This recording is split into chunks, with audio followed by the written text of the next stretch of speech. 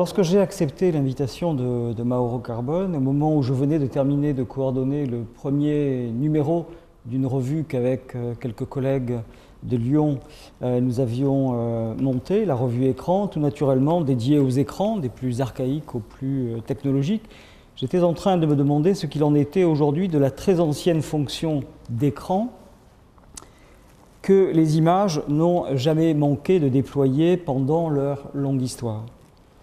Si l'image a un lien d'affinité ontologique, phénoménologique et esthétique avec les écrans qui lui ont assuré sa visibilité technique et sociale, qu'en est-il en somme de leur faculté d'occultation ou de dissimulation, qu'il s'agisse d'entendre leur fonction idéologique, de censure ou de refoulement, voire leur fonction rituelle de réserve théologique, avec lesquelles chacune d'entre elles négocie pour elle-même les formes de sa présentabilité, pour parler la langue de Sigmund Freud, dans l'espace social qui est le sien. Que les images et l'écran aient fait l'objet de constructions théoriques renouvelées à l'occasion de leur mutation technique, je pense en particulier aux couples perspective-tableau qui ont donné l'exemple de leur solidarité théorique. Cette première occasion ne dit rien encore de la possibilité qui a été laissée en creux à l'image de reprendre à son propre compte les propriétés laissées vacantes par l'écran qui faisait désormais office de surface d'exposition. Nous savons cependant sur le versant freudien des images, c'est-à-dire celui qui est intimement lié à la trame de Tung, ou autrement dit à l'économie visuelle et analytique des images des rêves, qu'une image peut être tout à la fois présentation et dissimulation, travail d'exposition et processus de refoulement. En somme, qu'une image peut se laisser décrire comme un objet biface, comme on le dit les silex, aux propriétés éminemment contradictoires, voire parfois éminemment dialectiques.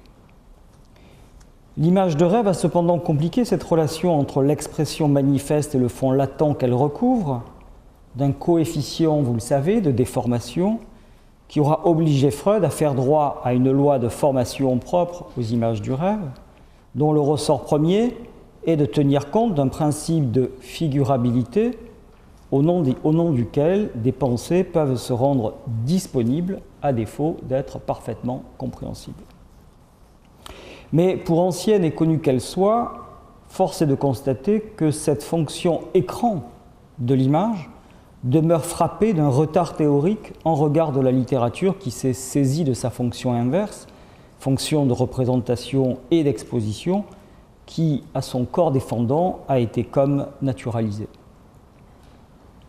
Qu'est-ce qu'une image ? Je ne pose évidemment pas la question pour y répondre, mais plus simplement, pour réveiller cette évidence. Une image aurait à se définir non pas seulement par ce qui se voit ou par ce qu'elle laisse voir, mais encore par ce qui manque, ce qui me manque, par un manque à voir ou, si l'on préfère, par un défaut de visibilité qui frappe tout visible constitué, en somme par rien de moins, dans sa version heureuse, à tout le moins, que par une différence retardée entre ce que je vois et ce qui me reste à imaginer. En d'autres termes, devant l'image, j'ai toujours le choix, voir ce que je vois, ou bien en imaginer le manque à partir duquel il est encore possible de la regarder, à tout le moins de regarder autrement ou à nouveau frais. Je souhaite donc m'intéresser à cet envers des images, dès lors que l'image, à un titre ou à un autre, se trouve dans un jeu, prise dans un jeu singulier entre trois termes. Premièrement, sa veille épiphanique. Deuxièmement, ce dont elle est l'image, quelle que soit d'ailleurs la nature de son référent, imaginaire ou réel, peu importe. Et troisièmement, sa faculté d'occultation.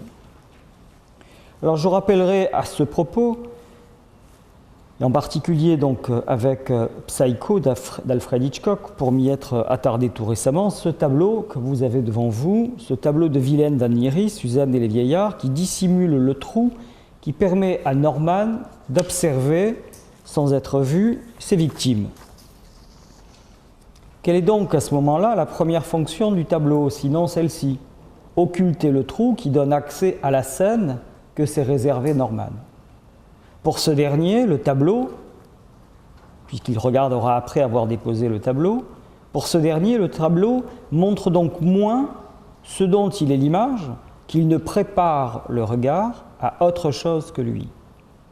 Voir pour Norman ne commence donc vraiment qu'une fois le tableau déposé. Le tableau n'existe pas moins sur sa fonction apéritive dans la plus grande tradition du tableau libertin qui ornait les salons du XVIIIe siècle.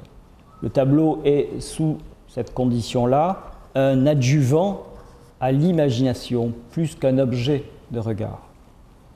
On le voit, les choses ne fonctionnent jamais seules. Le tableau est pris en définitive, celui-ci en tout cas, entre 4 fonctions différentes.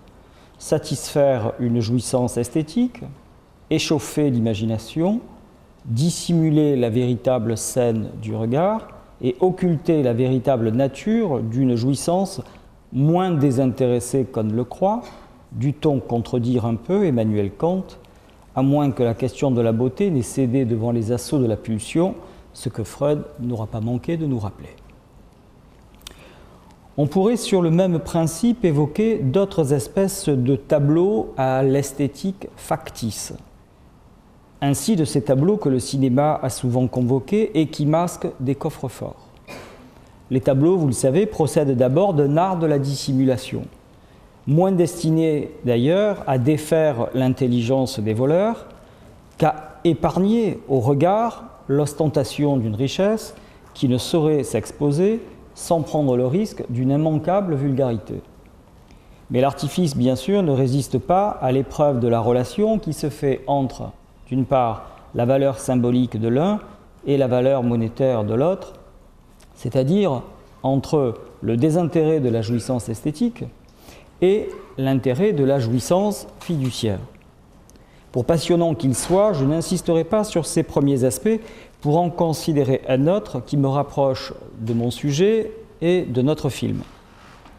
J'ai donc choisi de considérer ces images dont la fonction princeps est de faire écran, mais à une autre image. On trouvera évidemment sans difficulté dans l'histoire de la peinture des précédents réguliers, je pense en particulier au principe du retable dont les panneaux latéraux mobiles se referment sur une image centrale et qui est connue depuis au moins le XIe siècle. Mais on pensera aussi avec intérêt au tableau que Jacques Lacan avait demandé à André Masson pour dissimuler le tableau de Courbet, L'origine du monde, qu'il conservait chez lui après l'avoir acheté en 1955. Masson livra la même année, en 1955, un tableau intitulé « Terre érotique » qui fut installé sur l'origine du monde, tableau qui pouvait coulisser sur un rail pour laisser voir alors le tableau de Courbet. On sait, grâce à l'essai de Bernard Tessèdre sur l'origine du monde, le roman de l'origine, paru en 1996 chez Gallimard, que Lacan méditait devant le tableau avant chacun de ses séminaires, ce qui ne manque pas de sel lorsqu'on se souvient que dans son séminaire 11, les 4 concepts fondamentaux de la psychanalyse, il pouvait dire à son auditoire que le tableau est un piège pour le regard. Assurément, il savait de quoi il parlait, fut-il le seul à réellement comprendre ce qu'il disait, ou à tout le moins à quoi il faisait allusion. On rappellera aussi qu'avant Lacan, François de Hadvany, peintre hongrois et collectionneur, avait acquis en 1910 le tableau auprès de la galerie Bernheim jeune et qu'il avait lui aussi dissimulé l'origine du monde sous un tableau écran que vous voyez ici, peint par ce même Gustave Courbet en 1875, le château de Blonay. Dans les deux cas, je vous montre ici la manière dont le dispositif fonctionne, un petit peu différent du dispositif imaginé par Lacan, puisque le tableau de Masson coulissait. là, à la manière des panneaux latéraux d'un retable, il s'ouvre. Voilà, et donc on voit le jeu qui peut se faire entre les trois. Donc dans les deux cas, le cas évidemment Lacan et le cas Advani, on le voit, le tableau de Courbet réactualise cette visibilité intervallaire propre au tableau d'Hôtel, quelles que soient les circonstances qui commandent l'ouverture du tableau. En effet, ce qui se marque ici, c'est d'abord un temps de l'exposition ou un temps d'exposition, comme on le dit en photographie. Un temps d'exposition qui conditionne le tempo phénoménologique du sujet et du regard, lequel retrouve donc par ses propres moyens le temps liturgique de l'exposition rituelle du tableau d'Hôtel et parfois des reliques.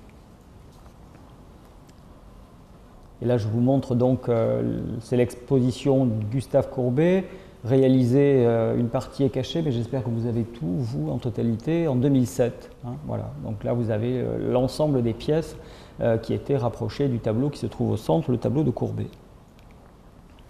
Donc penser cette fonction écran des images, c'est-à-dire penser l'image à partir de ce qu'elle dissimule, ce qui suppose un objet distinct, réel ou pas, de ce qu'elle montre, c'est donc instruire une relation complexe entre ce qui est exposé et ce qui est refusé au regard, entre ce qui compose le manifeste de l'image et ce qui constitue sa face latente, son envers réservé. La question est complexe à plusieurs titres. D'abord parce que la relation entre le montré et le caché peut parfaitement être codifiée.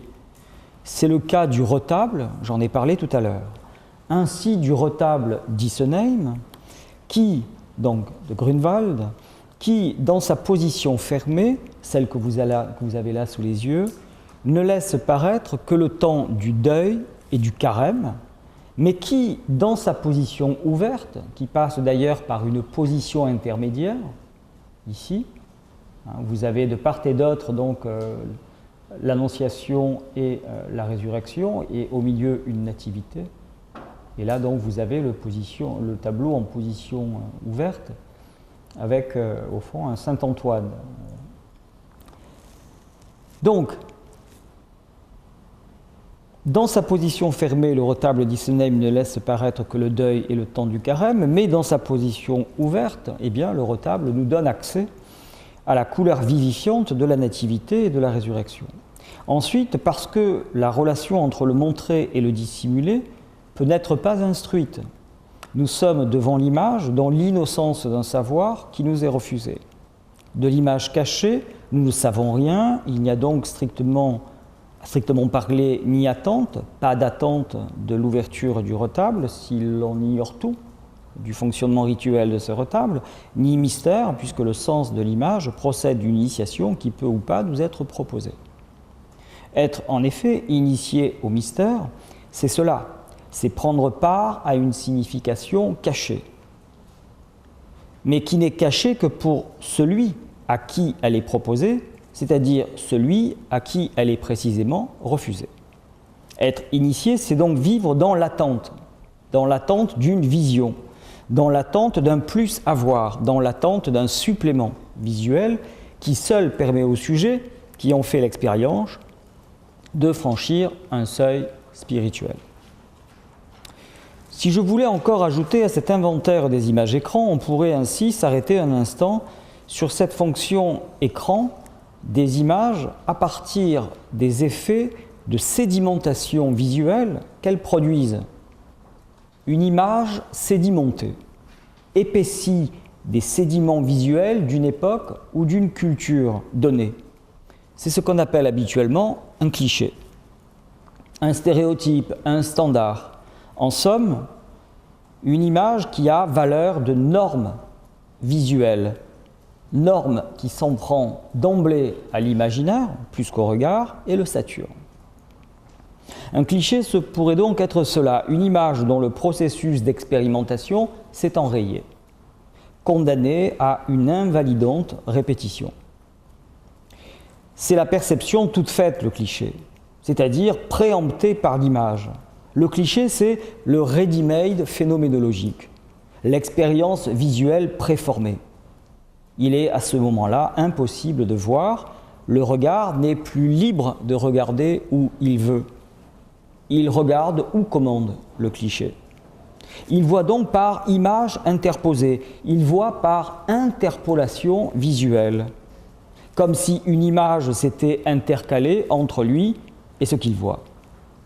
Tout le contraire, presque, de l'écran chez Zola, l'écran réaliste chez Zola. Cette perception encombrée, c'est-à-dire envahie d'images, c'est le premier obstacle du peintre, disait Gilles Deleuze, dans son essai consacré à Francis Bacon, Logique de la sensation. Je cite Deleuze. « C'est une erreur de croire que le peintre est devant une surface blanche.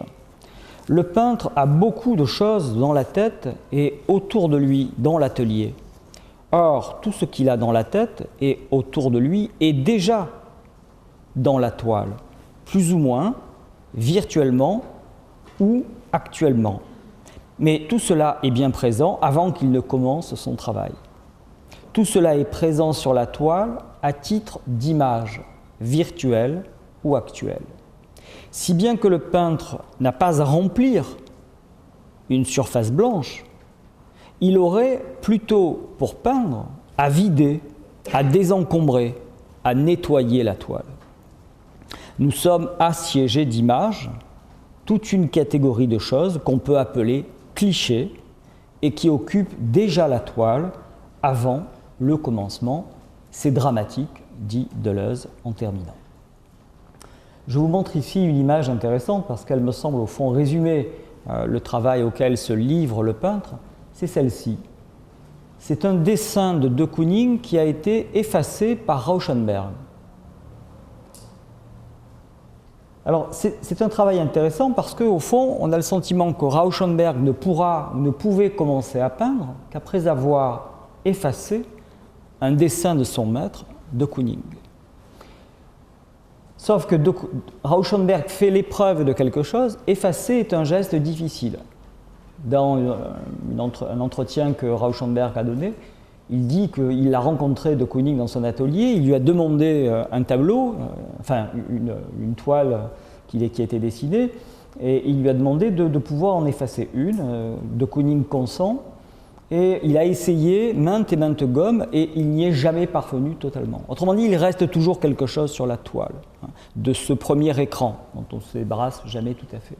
Et je trouve en effet que cette solution-là, solution picturale, problématique, poétique, résume bien le problème qu'essaie de pointer au début de son essai sur Bacon, Gilles Deleuze. Alors à côté de ces images involontaires, le cliché, on dira pour aller vite que le cliché, ressorti à une signature archéologique du temps des images, ce pourrait être au fond une de ses définitions, une signature archéologique du temps des images. C'est donc en ce sens qu'il me semble possible de parler de sédimentation visuelle. À côté donc de ces images, on trouve d'autres images, mais faites volontairement celles-là, faites tout exprès pour taire ou faire écran à une réalité ou à d'autres images. On peut penser, la liste au fond est relativement longue, chacun y ajoutera selon ses souhaits, mais on peut penser d'ores et déjà aux images commémoratives qui célèbrent un événement en l'arrachant à son temps dialectique. On peut penser aux images de propagande qui façonnent des simulacres de vérité, qui ne sont ni la peau arrachée aux événements ou les justes simulacres documentaires de nos médiums modernes, ni la vraisemblance qui parfois, au fond, épouse les contours des possibilités logiques, mais plus radicalement le faux qui assigne toute logique possible à sa condition d'image.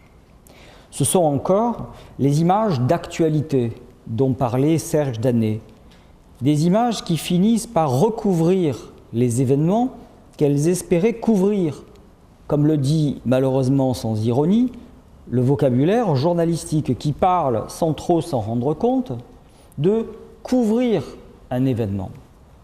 Qu'est-ce que ça veut dire couvrir un événement? Sinon deux choses à la fois. Le faire disparaître en totalité sous les images que l'on produit et évidemment au mieux en appeler à sa réalité. couvrir un événement. L'image qui couvre un événement, au fond, pourrait être appelée à la lettre, à la suite de Freud, Dekerinung. Une image couvercle, même si le français traduit habituellement Dekerinung par image, ou plutôt souvenir-écran. Des souvenirs-écrans sur lesquels on va revenir. Des images écrans, on le voit, il y en a de toutes sortes, et les plus compliquées lorsque la fonction écran se laisse apprécier à partir des absences qui entourent ou qui accompagnent l'image. Une image écran, ce pourrait être au fond une image sans hors-champ, une image sans contre-champ, une image qui n'est pas montée, ou une image mal montée. Ce sont là, me semble-t-il, autant de possibilités de faire écran à ce dont les images, ou ce à quoi les images travaillent. C'est sur ce type d'image écran qui a d'abord comme fonction de faire écran à un souvenir que j'ai évidemment choisi de m'arrêter. On le sait, la notion de souvenir écran a été découverte par Freud en 1899 dans le cadre de ses toutes premières analyses, c'est-à-dire à une époque où Freud était en train de donner forme à la psychanalyse.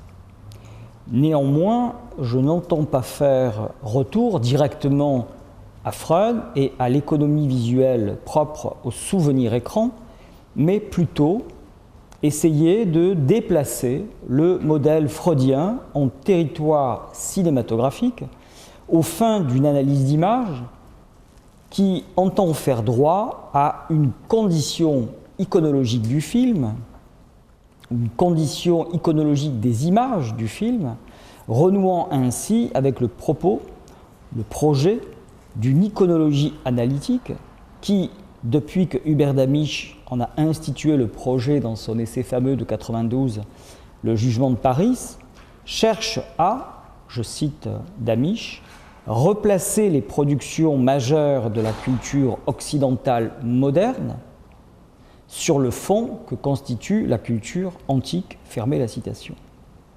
Iconologie analytique qui s'est ainsi donné pour tâche de défaire les nœuds anthropologiques qui se font dans la culture en interrogeant les images pour ce qu'elles ont à nous dire de notre situation de sujet, laquelle, on le sait, ne saurait se dire ni se laisser lire sans quelque recours aux images.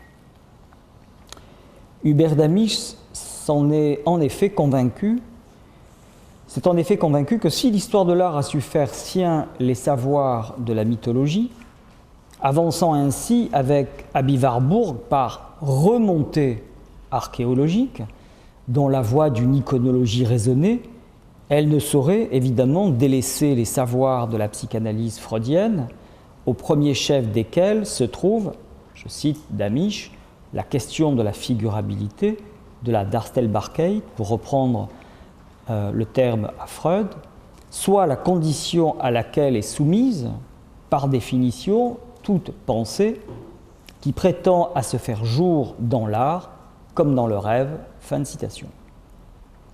Toutes choses qui l'auront amené à évaluer la part de l'art dans le travail du mythe, dans sa double articulation esthétique et figurative. Les études cinématographiques, de leur côté, se sont essayées et s'essayent désormais d'en relancer la méthode au point d'application de ces concepts freudiens et warburgiens. Alors, en choisissant d'interroger un film qui, vous l'avez vu, ne fait pas mystère de son double rapport à la psychanalyse et à la mythologie, Suddenly Last Summer, film hollywoodien réalisé donc en 1959 par Joseph Mankiewicz et produit par Sam Spiegel pour Columbia Pictures, j'ai donc souhaité interroger le rôle des images dans leur double faculté de produire d'une part des scènes susceptibles de supporter la part fantasmatique qu'une société cherche à symboliser, et d'autre part, de couvrir, de voiler la part traumatique d'une histoire à laquelle elle ne saurait accéder sans une médiation nécessaire. À ce titre, je souhaite faire valoir 3 points de vue sur Soudain l'été dernier. Le premier concerne la logique des images elles-mêmes, leur disposition narrative et ce qu'elle permet d'instruire du souvenir de Catherine et de son rapport à la vérité des événements qu'elle relate. Je vais peut-être simplement, parce que je crois que je suis arrivé au bout de ce PowerPoint, simplement passer sur le suivant. Voilà. Voilà, vous avez en même temps le titre, ou plutôt le sous-titre. Hein. Ce qui va m'intéresser, ce sera probablement la dernière partie de cette intervention. C'est qu'il y a derrière, au fond, cette reviviscence de la mort d'Orphée, une politique des morts et des vivants, à laquelle je consacrerai la dernière partie de cette communication.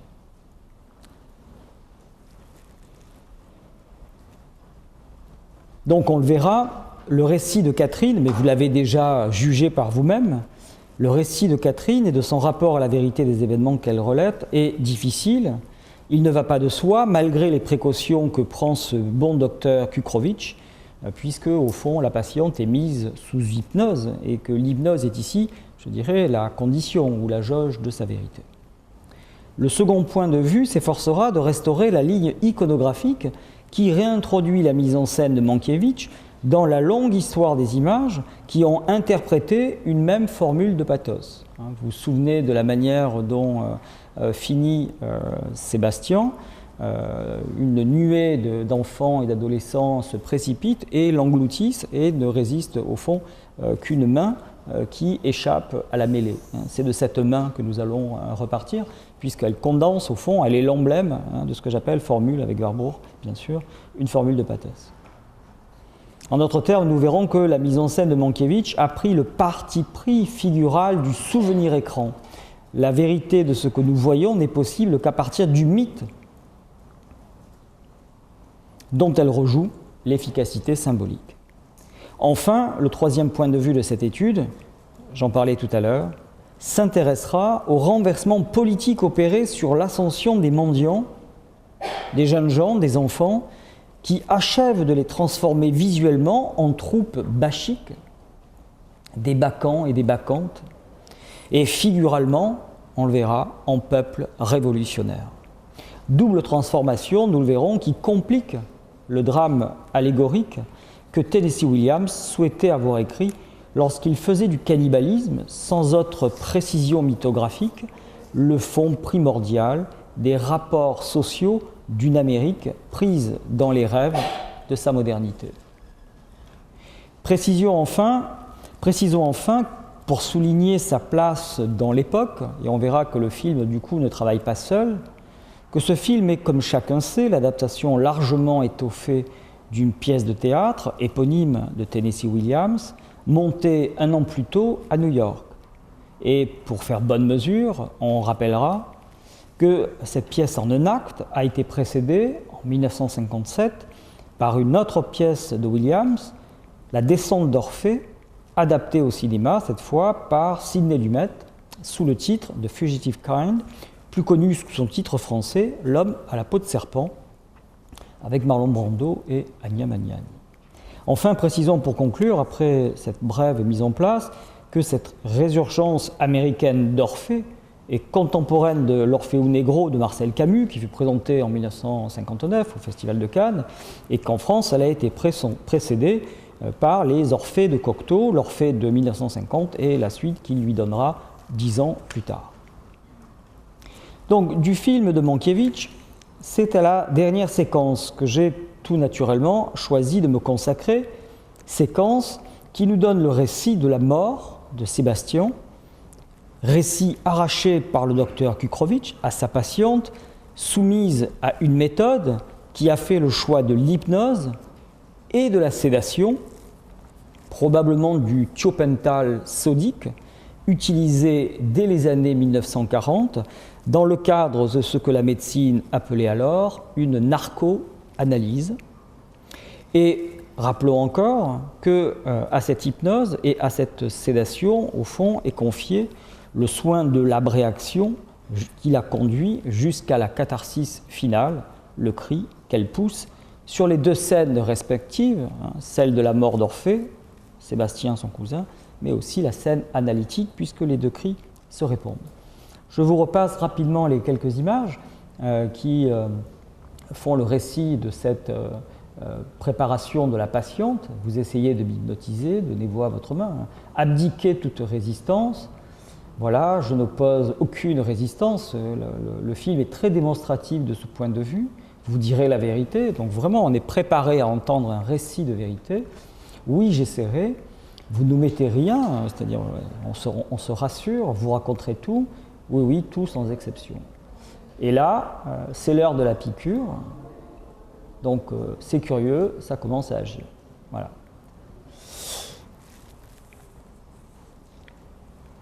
Donc cette séquence constitue en effet, on va le voir, un modèle d'iconologie analytique avant l'heure, à laquelle au fond ne manque, et c'est évidemment tout ce qui m'intéresse que je réunis ici, ni le matériel mythologique, qui, on va le voir, emprunte aux figures les plus cruelles de la mort d'Orphée. J'entends par là le démembrement, ou en grec le diasparagmos, et l'homophagie. Ni la leçon freudienne de la figurabilité, dont on verra qu'elle ressortit ici à la logique du souvenir-écran. Ni enfin l'hypothèse warburgienne d'une survivance du mythe d'Orphée dans les formes, j'y insiste, d'une expérience intensément vécue, et vous savez que c'était là la condition du concept de survivance dans son application à la Renaissance. Je rappelle aussi, entre parenthèses, que la première étude décisive de Warburg autour de cette notion de survivance et de pathos formel s'est faite précisément sur la mort d'Orphée, de Dürer. Alors, si la scène analytique qui prend en charge le récit de Catherine est conçue comme un singulier dispositif de vérité, c'est ce à quoi on a assisté, elle n'en demeure pas moins, vous vous en souvenez certainement, suspendue à la remarque professée et comme glissée en douce par le directeur du Lions View State Asylum, au docteur Kukrovich. Que nous dit donc ce directeur? Il est fort possible que le récit de cette jeune fille soit vrai. Remarque étonnante, puisqu'en effet, nous n'avons aucune raison d'en douter. On a été préparé, au fond, à entendre une vérité. Nous n'avons donc aucune raison d'en douter, si n'étaient peut-être les étonnantes contradictions logiques de son récit. En d'autres termes, et je vais y revenir, en d'autres termes, si la vérité de Catherine n'a pas à être mise en doute, la séance d'hypnose, je le répète, fut-elle assortie d'une séance de chimie toute nouvelle, eh bien la jauge est la condition de sa vérité. Son récit donc n'en demeure pas moins travaillé, traversé d'illogismes visuels et narratifs qui empêchent la parfaite suture du dit et du montré. Je voudrais simplement vous rappeler quelques-unes de ces substitutions visuelles qui troublent le récit de Catherine. Donc vous vous souvenez donc de ce premier entretien dans le jardin avec Violette, et derrière donc ce squelette tout à fait saisissant qu'on va retrouver de manière tout à fait paradoxale lors de la course de Catherine. Or, lorsqu'elle passe à nouveau après la troupe bachique qui s'était lancée, le squelette a disparu et on ne retrouve au fond que l'oratoire et une petite piéta sculptée. Très curieux d'avoir au fond sur un même lieu, au fond, deux expositions visuelles très différentes. De la même manière, un peu plus tôt, lorsque traverse le village, avant de se rendre au sommet, elle croise une petite vieille et au fond, on a, lorsqu'elle se retourne, un squelette encore, donc un visage de la mort. Donc on est véritablement devant un récit qui est à la fois, au fond, sommé de nous dire la vérité, mais qui emprunte de drôles de chemins, ou en tout cas de drôles de détours, pour énoncer cette vérité. Donc, telle est bien la première tension qui traverse la mise en image du récit de Catherine.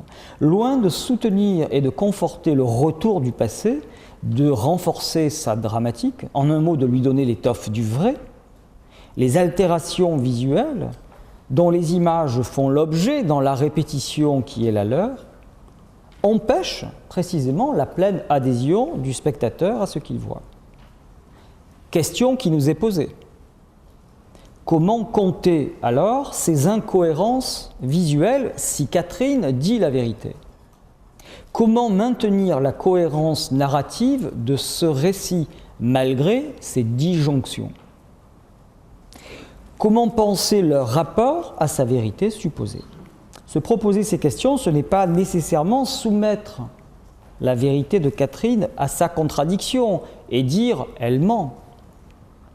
C'est plutôt, me semble-t-il, les mobiliser pour leur valeur de symptômes et considérer qu'elles sont le siège d'une vérité latente, d'une vérité plus profonde, qui ne trouve de sortie vers le visible qu'à se laisser déformer dans les habits du mythe.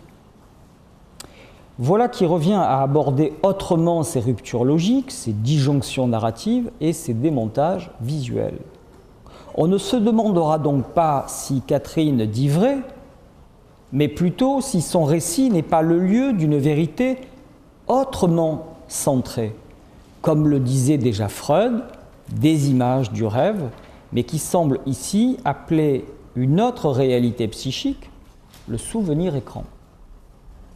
On se demandera donc en définitive si la mise en image qu'a choisi Mankiewicz, et je préfère ici cette formule mise en image que mise en scène, comprenez pourquoi, si la mise en image qu'a choisi Mankiewicz n'est pas à son tour l'expression déformée d'une vérité seconde, d'une vérité déplacée, d'une vérité altérée, qui échapperait au contrat clinique, qui lie le médecin à sa patiente, aussi bien qu'au flashback, qui a cessé de servir significativement le retour véridique d'un souvenir traumatique. Souvenons-nous que l'article de 1899, simplement intitulé « Sur les souvenirs écrans » et qui sera reproduit et repris 5 ans plus tard, Freud observe, premièrement, que ces derniers, et ça fait partie des lois de construction et des lois de formation des souvenirs écrans, de même qu'il décrit les lois de formation que vous connaissez des images du rêve, déplacement, condensation, travail de la figurabilité et élaboration secondaire. Il énonce des lois qui permettent de former ou de penser ou d'analyser des souvenirs écrans. Freud observe donc que ces derniers, les souvenirs écrans, pour ces derniers, la vérité historique est le dernier de leurs soucis. C'est curieux, on se souvient, le souvenir ne dit pas la vérité, mais au fond, il n'y aurait pas lieu de s'en alerter. Souvenons-nous encore que la loi générale du souvenir écran suppose que ce n'est, je cite Freud, aucunement l'expérience vécue concernée qui donne elle-même l'image mnésique. Ce n'est pas ce que j'ai vu qui se retrouve dans le souvenir. Voilà ce que nous dit Freud. Et sur ce point, la résistance finit toujours par avoir gain de cause. Donc ce n'est pas l'expérience vécue, mais bien un autre élément psychique qui est lié avec l'élément inconvenant, l'élément qui ne convient pas, par la voie associative de la contiguïté. Voie associative de la contiguïté. Fin de la citation. Souvenons-nous enfin que le sujet du souvenir écran est toujours figuré dans ces images. Il est figuré, on le voit, comme elle, ici. Voilà. Toujours figuré dans ces images, il y occupe une place singulière et toujours active. Le sujet fait donc toujours partie de sa propre expérience. Il y est au même titre que les autres éléments. Souvenons-nous enfin, et c'est la dernière loi qu'il a précisément reprise 5 années plus tard, que les éléments du souvenir qui reviennent en mémoire travaillent au fond à un souvenir reconstruit à partir d'éléments empruntés, mais qui peuvent l'être soit à une situation plus ancienne que l'événement, qu'il s'agit de recouvrir. On parle à ce moment-là de souvenirs rétrogrades, ou des événements plus récents, on parle alors de souvenirs antérogrades. Et il est bien évident ici qu'on est dans le cas de figure d'un souvenir antérograde, puisque la mort de son cousin est recouverte par la mort d'Orphée. Donc on a 4 lois de formation des images du souvenir écran qui sont ici strictement respectées, strictement appliquées, comme si effectivement Mankiewicz avait lu Freud, et comme si sa mise en image en respectait les protocoles analytiques. En d'autres termes, la formation de cette image n'est pas simple, puisqu'elle procède par déplacement et par substitution. Une image prend la place d'une autre au terme d'un processus de refoulement qui voit une image mnésique s'effacer au profit de celle qui est psychiquement compatible avec ce que le sujet peut supporter et qui garantit malgré tout un accès ménager à la vérité. Cette nouvelle réalité visuelle n'échappe donc pas à un travail que nous connaissons bien, un travail de figurabilité.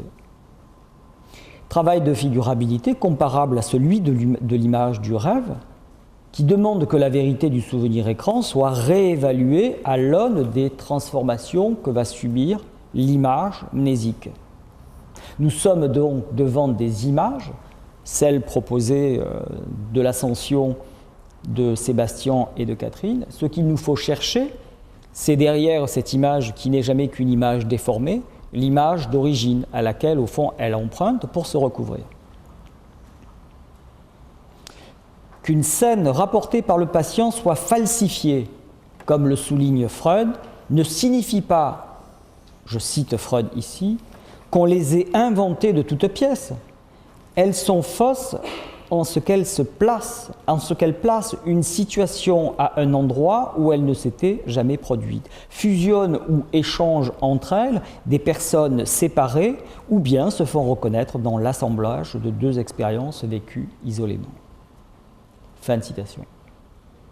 Si Catherine dit vrai, et il n'y a aucune raison d'en douter, sa vérité n'est pas la vérité du sujet et d'une expérience vécue, sa vérité est d'abord celle du mythe.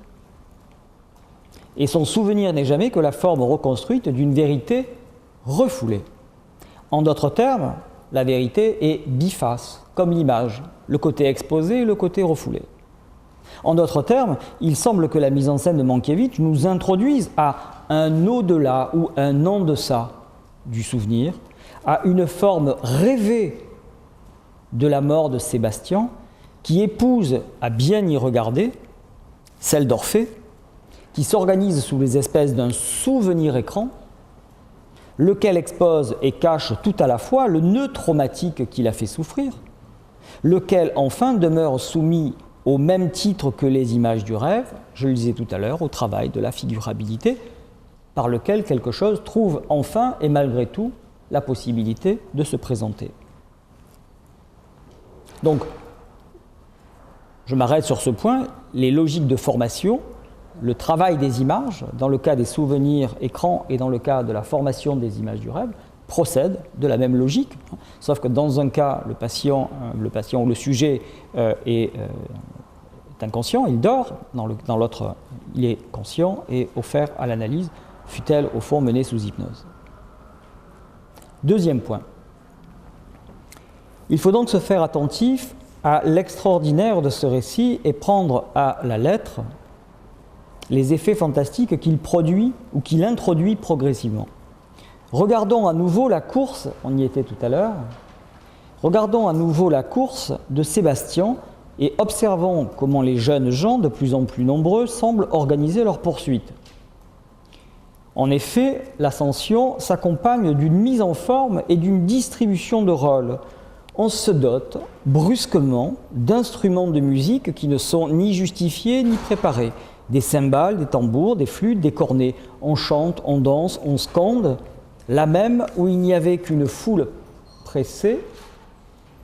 Donc c'est les enfants qui viennent, donc qui réclament du pain, qui le suivent. Et puis, brusquement, un cortège s'est organisé et s'est mis en place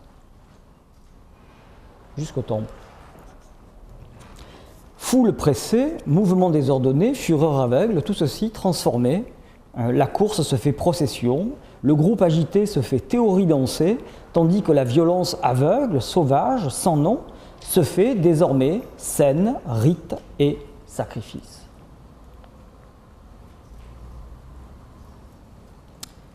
Voilà ce que le récit de Catherine nous demande de croire. Voilà la vérité qu'elle découvre et qui, immédiatement, la délivre de sa profonde détresse, qui, immédiatement, la guérit.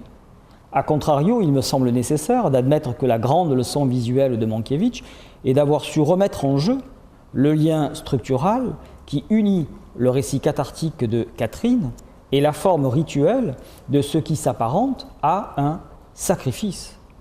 Parce qu'elle est parvenue à nouer anamnèse et survivance, vérité du sujet et vérité du mythe. Mourir comme Orphée, telle est donc en somme la vision figurale que développe le récit de la mort de Sébastien. La solution choisie par Mankiewicz ménage donc la possibilité d'un dépassement des contingences de l'action. Ce n'est pas la mort de Sébastien qui intéresse l'auteur de Suddenly Last Summer, c'est-à-dire sa fonction dramatique dans la cure analytique, mais plutôt ce qu'elle permet de faire revenir d'une expérience humaine devenue à peu près inintelligible dans la culture américaine de la fin des années 50. En effet, que signifie donc faire mourir un personnage comme Orphée, dès lors que le culte orphique a disparu et qu'Orphée a cessé d'être pour nous une figure active de nos religions. Non pas quel rôle prêtons-nous à Orphée, mais quel sens prêtons-nous à cette survivance de rôle partiel lorsque Orphée est fait tout à la fois ou successivement héros civilisateur, musicien, amoureux, transgressif, pédéraste, oraculaire, prophète. À entendre Catherine et Violette, la mère de Sébastien, ce dernier semble par bien des côtés fidèle au précepte de la vie orphique, c'est-à-dire au précepte de ceux qui ont choisi, je cite, « choisi de se mettre volontairement en dehors de la cité et à l'écart des citoyens, ceux qui, lors des fêtes et des actes les plus politiques, prennent part au sacrifice public financé par la cité quand l'Assemblée dite des affaires sacrées fixe le prix des victimes et le calendrier sacrificiel des fêtes de la cité. » Fin de citation, c'était Marcel d'Étienne dans Les Dieux d'Orphée qui parlait. La vie orphique est une vie faite d'errance et de renoncement, tout comme celle de Sébastien en somme. Marginale et déviante, c'est ainsi que sa mère décrit la vie de son fils. Elle impose un vivre à part, en somme une dissidence politique dont on connaît d'ailleurs les enseignements Orphée dans la religion orphique. Orphée est venu apprendre aux hommes à vivre sans phonos, c'est-à-dire sans meurtre. Abstinence qui fait valoir sa force de transgression dans une Grèce antique gouvernée par une religion civile sacrificielle. Les adeptes d'Orphée ont choisi un genre de vie, je cite, qui les conduit au salut en passant par la mort réservée à ceux qui ont choisi de ne porter que des habits de couleur blanche. Vous vous souvenez qu'il était évidemment habillé de blanc. Et refusé de se laisser ensevelir dans une pièce d'étoffe de laine, parce que la laine est aussi part entière du vivant. C'est encore d'Étienne qui parle. Donc ce genre de vie, comme l'écrit Marcel d'Étienne, est bien ce qui prépare l'orphique à vivre en vérité sous les espèces de Dionysos et à atteindre la vie de l'âme délivrée du corps. Mankiewicz s'est d'ailleurs appliqué à produire les signes d'une véritable figuration orphique.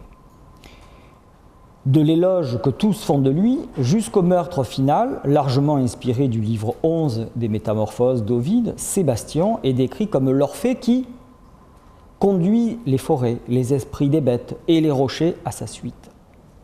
Ici, notre Sébastien conduit en effet les jeunes gens avec lui. N'est-ce pas Catherine qui rappelle au docteur Kukrovitch que tous, sans exception, ont aimé Sébastien ? Je cite Catherine, « Hommes, femmes, enfants, animaux, végétaux, minéraux. Sébastien était plus qu'un homme, il était la vocation d'un homme. On croirait entendre Pindare. » Sébastien, le joueur de Formix, le père des chants mélodieux, capable par ses accents d'enchaîner la nature charmée, se découvre pourtant, et c'est évidemment l'objet du film, un envers moins gracieux dans le récit que va nous donner Catherine. De cet Orphée moderne qui refait l'escalade du Pangée, ici baigné de lumière, qui se rend sur le temple d'Apollon, dont il ne reste que les ruines, donc c'est le temple sur lequel il est arrivé ici, et qui est en effet nommé comme temple, voilà, à l'entrée d'un temple en ruine. Un Apollon, temple d'Apollon, mais un Apollon par ailleurs préparé par le Sébastien de Botticelli, que vous avez aperçu dans son studio. Nous découvrons pourtant qu'il n'a pas mené, Sébastien, la vie sainte des initiés de Dieu, et qu'il s'est laissé corrompre comme il a corrompu ceux qu'il a approchés. C'est Orphée peut-être, mais un Orphée dévalué, un Orphée dégradé, un Orphée déchu, corrompu. Sébastien, dépravé, corrompu, court vers sa mort.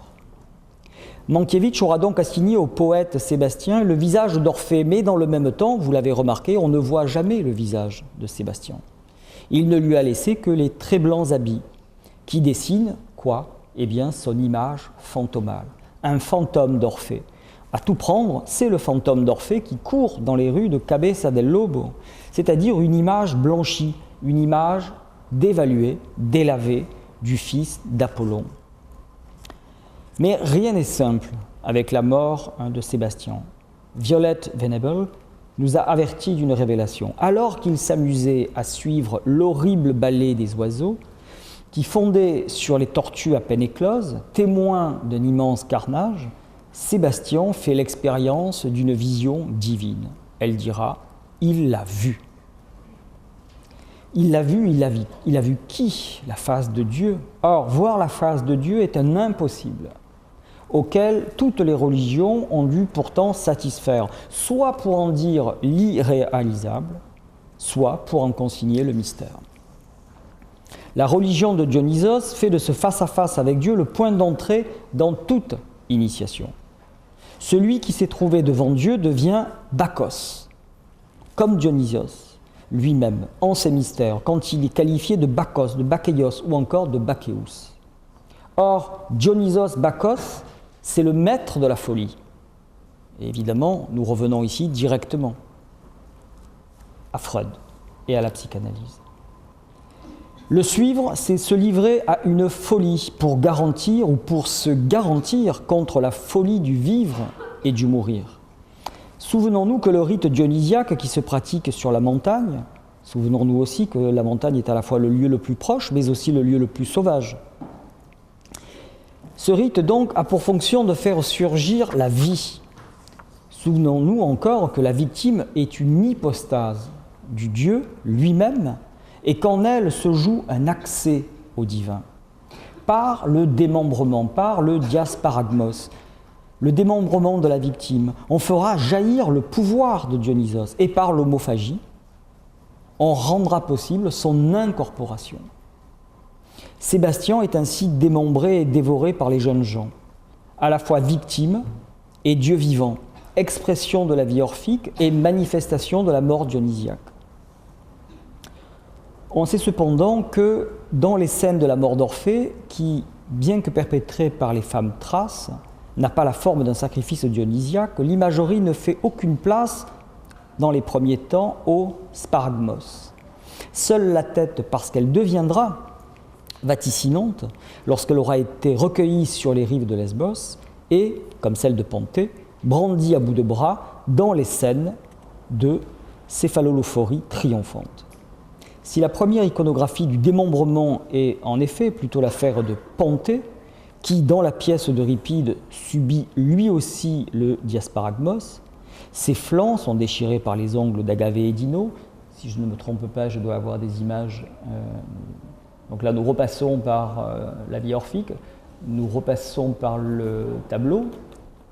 Voilà, c'est celui-ci, donc vous ne voyez que la partie basse. Donc là, la formule de pathos qui va nous intéresser. Le démembrement et la mort de Panthée. Celui d'Ovide. Je vais donc revenir là-dessus. Mais voilà, ce qui m'intéresse, c'est cette première image de démembrement où l'on a Agave et Ino déchiquetant Panthée.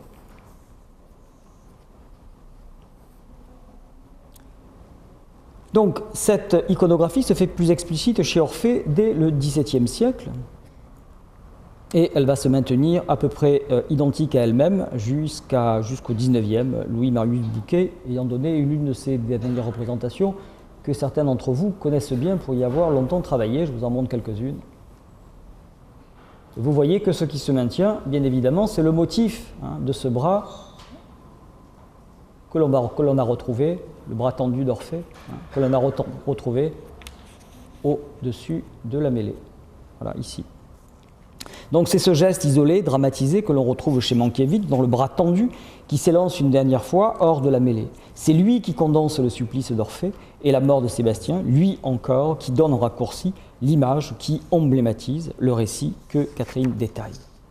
Nous ne sommes plus en présence du bras replié d'Orphée qui se protège de sa lyre, déjà présent sur les vases grecs de Statmos que Warburg avait su lire dans la fameuse gravure de Dürer. Mais la puissance pathétique du geste demeure. Alors on a les accents plastiques, elle condense l'effroyable destin du poète sans rien ignorer du geste de Panthée, roi de Thèbes, et ferme opposant au culte dionysiaque dont la mort est semblable à celle d'Orphée. Souvenons-nous que la mort d'Orphée de Dürer correspond, comme le soulignait Giovanni Carreri, qui a consacré un petit essai à la question, à un moment particulièrement intense de la prise en compte de la condition tragique de l'homme occidental, mais que cette condition emprunte la forme du Nachleben, de la survivance, à savoir, comme le dit Giorgio Agamben, de la vie posthume de la civilisation païenne, de ses formes gestuelles et de ses rites qui survivent désormais en nous. Et c'est dans cette perspective les formes les plus hautes de l'élaboration des mythes antiques qui peuvent rencontrer les survivances folkloriques païennes dans un chœur de Bacchante. L'intensification pathétique dont ces formes se chargent trouve son origine dans la coprésence de valeurs opposées.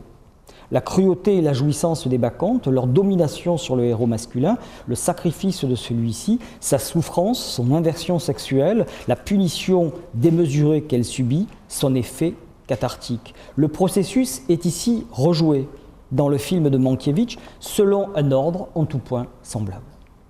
Mankiewicz met en scène ce que l'on ne saurait montrer. Et en effet, on ne saurait montrer le démembrement de Sébastien. Ce qui seul, à la fin des années 50, appartient au pouvoir de la littérature et de la peinture. Mais il ne renonce pas à figurer la folie vorace qui s'est emparée des jeunes gens transformés en troupes bachiques. Le démembrement d'Orphée est donné dans les Bacchantes d'Euripide, dans les Métamorphoses d'Ovide et dans les Géorgiques de Virgile.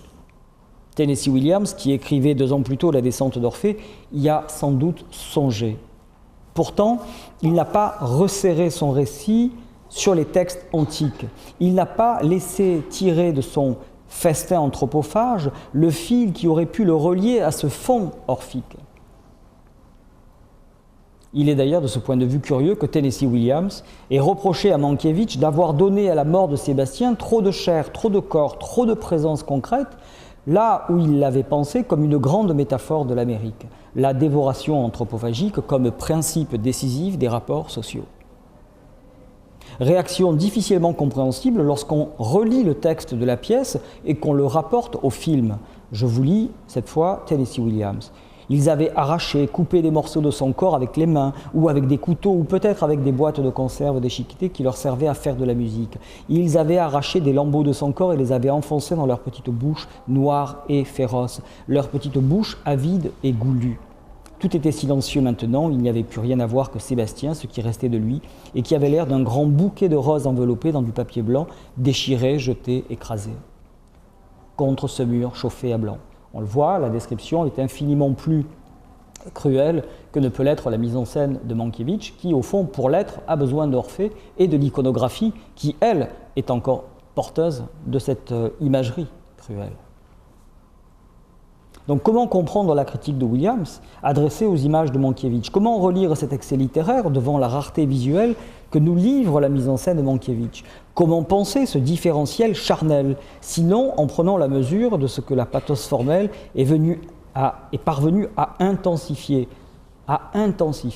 c'est-à-dire non pas à rendre visible, mais à rendre intensément visuel, laissant à chacun la possibilité non pas de voir, mais d'éprouver ce qui, à proprement parler, n'est pas directement visible. Si débordement il y a, c'est que nous sommes devant un trop-plein d'images, de corps et de chair partagés. C'est que les images ont opposé, ou plutôt imposé, ce revers visuel qui couvre la mort de Sébastien. Comment s'achève le festin auquel se livrent les jeunes gens de la troupe bachique? Eh bien, le plus fidèlement du monde par le cri que pousse Catherine qui conclut son récit et qui marque la fin du supplice de Sébastien en même temps qu'il signifie la fin rituelle du diasparagmos. On l'a vu tout à l'heure, hein, on a vu les... Voilà. Je crois que je les ai mis après, en fait. Voilà, ici, pardonnez-moi. C'était pas bien malin. Voilà, elle crie deux fois, donc. Hein. Elle crie une fois ici et une fois ici. Et évidemment, c'est très intéressant pour nous. Dans les bacchantes d'Euripide, les Ménades poussent le cri rituel, l'alalé, qui est cri de victoire et d'accomplissement. Ici, les cris communiquent. Leur énergie figurative passe d'un lieu en un autre, d'une scène dans une autre, jusqu'à celle qui les résume toutes. La scène analytique, ici. La scène analytique qui condense le temps mythique du meurtre rituel, le temps historique de la mort de Sébastien, le temps politique, on va y venir, de sa transformation révolutionnaire, et le temps présent de sa reconstruction et de sa reviviscence figurale, c'est-à-dire le temps du souvenir écran. Mankiewicz a fait du nom d'Orphée un opérateur de figurabilité qui lui permet d'opposer à la folie psychiatrique de Catherine la folie dionysiaque des mendiants de la Cabeza del Lobo, le modèle cathartique de la cure analytique à celui du sacrifice bachique. La figure d'Orphée n'est donc jamais que la figure partielle de Sébastien qui se recompose dans la mort sacrificielle d'un rite bachique. Comme Orphée, il court vers le temple d'Apollon, mais c'est comme victime de Dionysos qu'il meurt sous le coup des enfants bachiques. Dionysos ressuscité du banquet des Titans par son frère Apollon, si l'on suit les récits de Callimaque, si l'on suit les récits de Clément d'Alexandrie. N'oublions pas que Dionysos est un dieu jaloux, tandis qu'Orphée est un héros inconséquent, qui, à suivre Échille, prête au soleil le nom d'Apollon, faute bien plus grave que de se retourner et de regarder Eurydice. Faire d'Apollon le plus grand de tous les dieux n'est pas d'usage, comme le souligne Détienne, ni dans le culte, ni dans les rituels politiques. On connaît la suite, le ressentiment de Dionysos, la vengeance des femmes de Thrace, les bassards, la mise à mort d'Orphée, le démembrement et la collecte des muses qui ensevelissent les restes d'Orphée au lieu-dit de la Bétra. Cette mort d'Orphée n'est qu'une version parmi tant d'autres, donc à côté de celle qui lui reproche tantôt sa fidélité à Eurydice, tantôt les mystères dont les femmes Thraces sont exclus, tantôt l'affront fait à Aphrodite qui veut se venger de Calliope, sa mère, quand ce n'est pas Zeus lui-même qu'il reçoit, qu'il reçoit la mort, foudroyé pour avoir livré des révélations sur ces mystères. Donc il y a plusieurs manières de faire mourir Orphée, Mankiewicz a dû choisir. Mankiewicz ne suit donc pas un récit particulier, il ne choisit pas exactement une version plutôt qu'une autre, il attache ensemble à la figure d'Orphée les motifs qui cernent sa moderne résurrection. La figure de Sébastien est ainsi soumise à un puissant exercice de figurabilité, inverse figurale au démembrement figuratif dont il est victime. Il est démembré physiquement et il est remembré du point de vue du mythe, c'est-à-dire figuralement. Le récit de Catherine prend les allures fabuleuses du mythe, fait donc écran à la vérité, sans doute plus prosaïque de la mort de Sébastien, véritable image-écran qui impose une dernière résistance à celle qui consent à dire la vérité, et qui la dit, mais dans la forme du mythe. Ce récit est donc un récit écran, mais qui a toutes les apparences d'un souvenir écran, et qui constitue la seule manière que Catherine ait encore de se représenter le drame dont elle a été le témoin.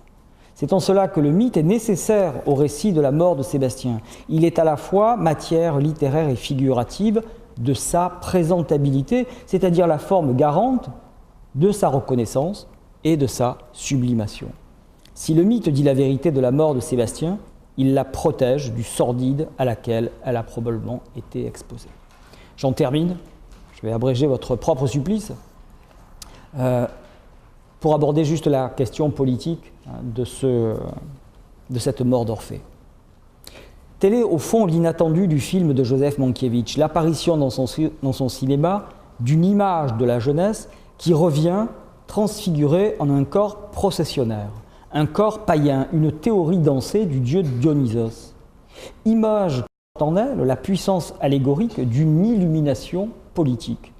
Les affamés de la plage de Cabeza del Lobo ne sont pas d'ailleurs sans ressemblance avec les pauvres diables de Pasolini, ces figures récurrentes du sous-prolétariat romain qui, d'Acatone à Mama Roma, ont tracé la ligne révolutionnaire de son cinéma. Les voilà qui ressurgissent, mais déguisés en enfants bachiques, conduisant leurs victimes au son des instruments de musique et des cris retentissants. Le cinéma de Mankiewicz fait donc une place singulière à une analyse politique de la misère, mais en l'approchant obliquement, c'est-à-dire en la laissant revenir par les voies sinueuses de la talking cure, c'est-à-dire en prenant le soin de la filtrer dans la lumière du mythe. Comment d'ailleurs ne pas voir dans les gestes exagérés, pathétiques et violents des amants de Sébastien le point de bascule d'une mise en scène qui agite les formes d'une représentation, celle-là même qui surgira sur la montagne, apprêtée dans les habits rituels d'une mise à mort. Le réalisme des corps des jeunes gens qui s'agglutinent autour de Sébastien est déjà associé au grotesque des gestes et à la démesure de ce premier théâtre social. Un mouvement fantastique relaie les signes des rapports de classe, déplace les revendications, fait surgir une première expression qui amplifie et déforme la dénonciation politique d'une exploitation. Les jeunes gens réclament finalement moins qu'ils ne rejouent un drame pris dans le tourment grotesque d'une protestation, voire déjà d'une accusation. Le pain n'était que l'alibi d'une fiction plus profonde, un rapport de classe, qui grossit et qui gronde, change de nature à mesure que la course se poursuit, tandis que la pluie de billets les laisse indifférents, comprenez pourquoi peut-être que j'ai fait allusion au coffre-fort tout à l'heure, jusqu'au moment où la colère bruyante et désordonnée de la meute vagabonde se transforme donc en cortège rythmant sa remontée vers le temple. Le travail de l'art s'est donc fait analytique, tandis que l'invention poétique de Mankiewicz s'est rendue disponible politiquement. Mankiewicz a donc filmé les mendiants qui se pressaient autour de lui en leur prêtant les traits archaïques de figures disparues. Là où ce dernier demandait à sa cousine Catherine de ne pas regarder ces petits monstres qui lui inspirent du dégoût, de se détourner de cette plaie sociale dont la seule vue suffit à gâcher le pays, Mankiewicz, lui, a choisi contre son personnage de leur offrir une transfiguration païenne. Il a pris le parti d'opposer au rêve orphique de Sébastien la puissance vitale d'un rite dionysiaque. C'est d'elle, de cette reviviscence mythologique, que la bande de jeunes gens tire sa puissance politique et son efficience révolutionnaire. Et il me semble en effet retrouver ici quelques-unes des conclusions de Georges dit Duberman émises à propos de l'œuvre de Pasolini. Je le cite. C'est en ce sens que la misère des peuples est défi de la douleur. Elle proteste aujourd'hui contre un état de fait qui lui est imposé, mais elle proteste avec les gestes qui sont ceux d'abord de sa propre culture, dont l'état de fait en question a voulu prononcer l'obsolescence et la disparition. Tel serait donc le trait le plus subversif de l'esthétique pasolinienne qui s'emploie à restaurer les formes du passé pour les mettre au service des gestes du présent, qui a multiplié les rencontres entre épisodes archaïques et situations actuelles, entre les survivances les plus anciennes et les fulgurances les plus modernes. Les références, pour érudites qu'elles soient, travaillent pourtant d'abord à affirmer la conversion politique d'une situation sociale, mais à partir du mythe et de sa condition de figurabilité. Elle vise en somme à restaurer la puissance poétique d'une expression populaire, mais pour restituer au sous-prolétariat romain, chez Pasolini, espagnol, chez Mankiewicz, la vitalité de son arché, véritable figure politique de son origine historique profonde. Cette collision des temps historiques, ce montage conflictuel des expressions païennes et sacrées, dessine, me semble-t-il, le diagramme anthropologique qui sous-tend la description d'une transformation sociologique, qu'elle soit celle de l'Italie des années 60 ou bien celle de l'Espagne de la même époque, voire des États-Unis de 1959. N'est-ce pas là, au fond, pour en conclure, pour un cinéaste américain d'origine polonaise, pétri de culture européenne et comme exilé à Hollywood, une manière d'éprouver cinématographiquement ce que Paul Valéry notait en d'autres temps. Je cite Valéry.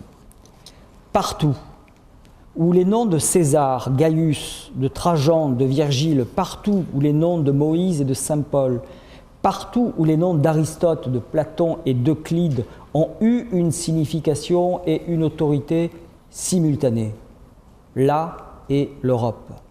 Toute race ou toute terre qui a été successivement romanisée, christianisée et soumise quant à l'esprit à la discipline des Grecs est absolument européenne. » Le souvenir écran de Catherine ouvre sur une autre scène qui déborde la seule fiction inspirée de Tennessee Williams, une scène sur laquelle se rejoue précisément l'institution de la culture qui, en 1959, est encore nourrie du rêve d'Orphée. Ce qui est masqué, c'est le sordide de la mort de Sébastien. Ce qui est paradoxalement dévoilé, c'est la puissance symbolique d'une mort consommée politiquement. Là où la psychanalyse s'est imposée comme le plan de rationalité à partir duquel juger des fantasmes et des pulsions qui assaillent le sujet moderne, Mankiewicz, en cinéaste, nous ramène à nos origines mythologiques. On prétend à la fiction le pouvoir de dire la vérité et aux images celui d'exposer et de masquer en même temps l'impossible à voir avec lequel il faut composer malgré tout. Voilà, je vous remercie, je suis désolé d'avoir été si long.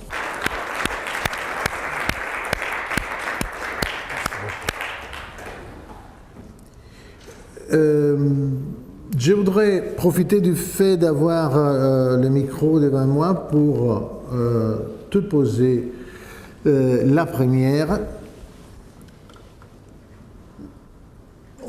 Je pourrais la formuler comme ça.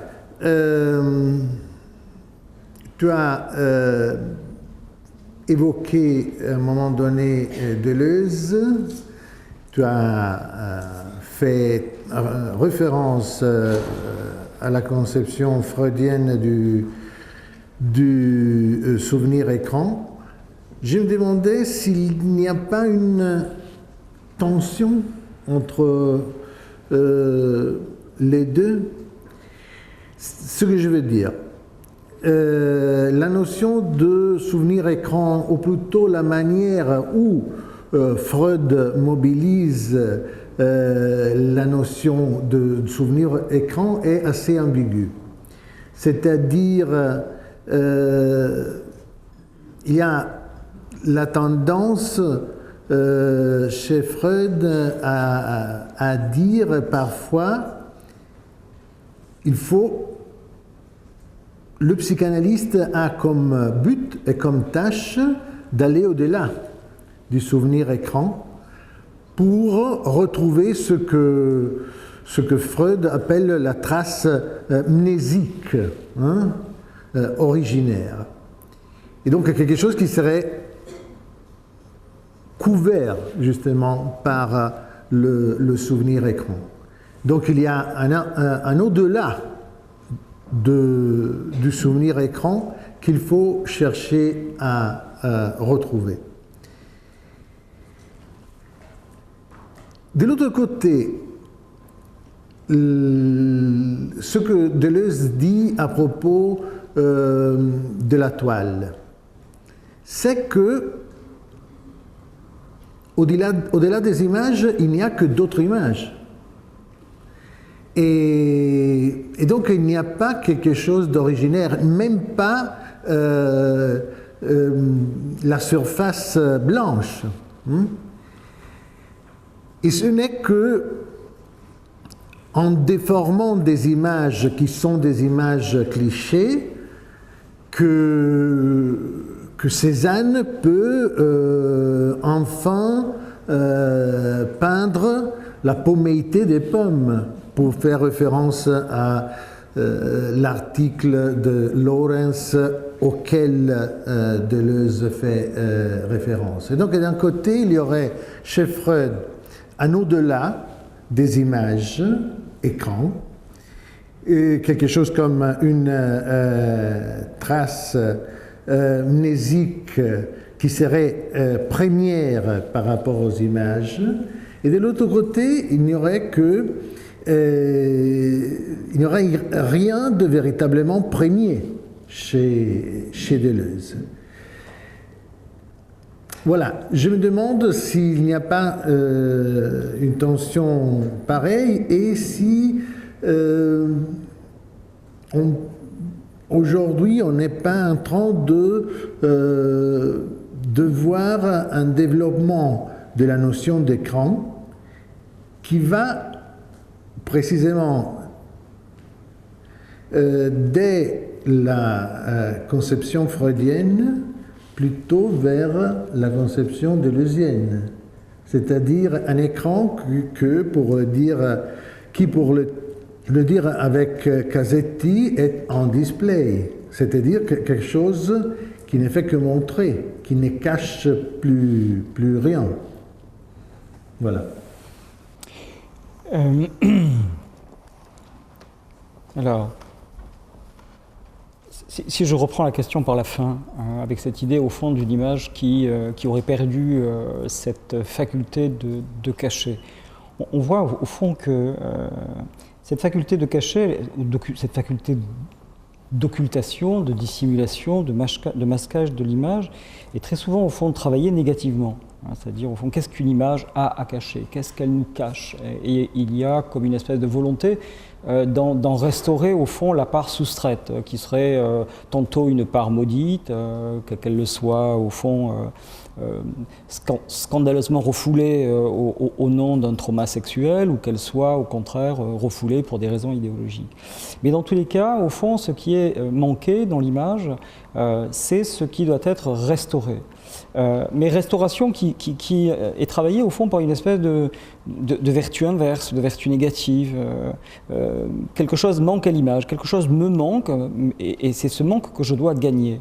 Or, il me semble qu'il y a deux autres manières finalement de penser l'image dans ce rapport. C'est soit au contraire chercher le manque comme une espèce d'efficacité, d'efficience, de puissance de l'image, soit parce que ce qui est à voir est à venir, c'est-à-dire au fond c'est le différé de la vision, c'est l'image par exemple qui n'est montrée qu'une fois dans les rites de l'Église, on la montre une fois par an, le jour de la consécration du saint par exemple, l'image est sortie de son autel et est présentée, ou c'est le retable qui n'est dévoilé qu'à tel ou tel moment de son année.